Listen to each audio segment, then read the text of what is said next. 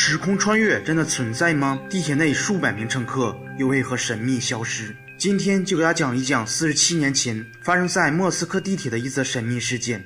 1975年4月1日晚上的21点16分，一辆载满乘客的列车从白俄罗斯站出发，向前驶去。本来经过14分钟就能抵达下一站，可14分钟过去了，地铁的工作人员始终没有看到列车的身影。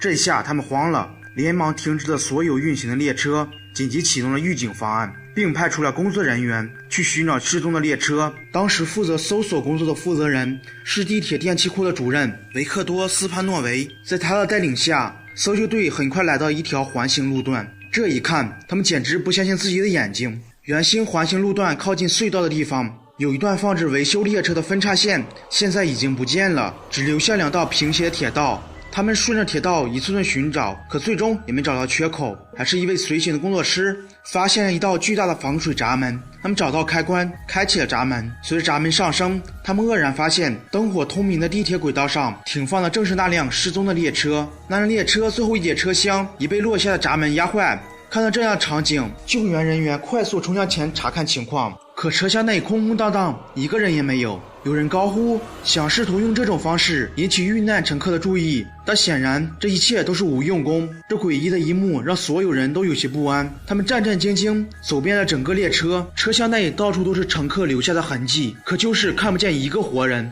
更诡异的是，在列车旁的站台上有着用报纸、杂志点起的篝火，以及被收集起来的物资。这也就是说，在列车发生事故后，乘客在有意识自救，可又是什么原因让他们放弃了这一切，或者说集体消失了呢？看着这样的场景，维克多有些不甘心，便命令搜救人员仔细地围绕着周围的隧道壁寻找，想要寻找出一条可以逃生的生路。可事与愿违，工作人员来来回回搜索了好几遍，都没有任何发现，这让在场的人都感到了万分疑惑。如果因为防水闸门年久失修，被列车的震动震落，可为什么道路分叉器没有被搬动，就把列车送上了岔路呢？更为重要的是，在列车被困在闸门里的情况下，列车的驾驶人员、乘客又去了哪里？自从那时起，多少年过去了，莫斯科地铁方面的工作人员一次又一次进入隧道，想要寻找到那些失踪的乘客，但那些失踪的乘客再也没有露过面。甚至直到今天，人们仍然找不到相关的线索。可以说，莫斯科地铁失踪案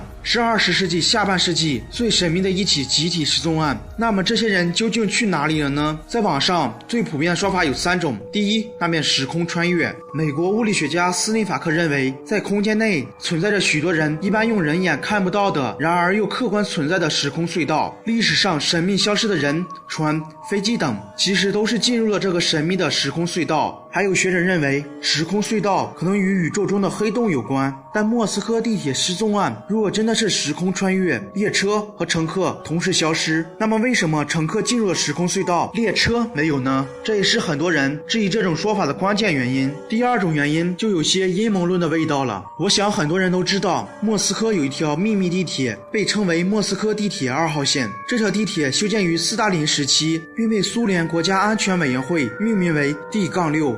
这条地铁应用于城市遭遇轰炸或者是交战条件下的安全转移。那有没有可能是乘客误入这条地道，被有关部门秘密抓捕了起来呢？要知道1975年虽然距离2战过去了30年，但战争已经在每个人心中留下了不可磨灭的伤痕。各个国家都还在为随时可能到来的战争做着准备。那么在这种环境下，这条秘密路线的重要程度就不言而喻了。为了2号线的秘密不被泄露，政府很可能会秘密关押这一群乘客。至于第3种说法，则是被众多专家认可的一种说法。我们首先从报道上看，俄罗斯地铁失踪案件是2007年开始在我国流传，然后越传越神。然而我们在俄罗斯网上了解到，1975年4月1日，俄罗斯任何一家报纸都没有报道过俄罗斯地铁失踪案件。要知道，这一次失踪的可是几百号人，西方国家不可能对这些方面没有任何记载。也就是说，俄罗斯地铁神秘失踪案件很可能是人为编造出的一个科幻故事，目的就是为了满足人们的猎奇心理。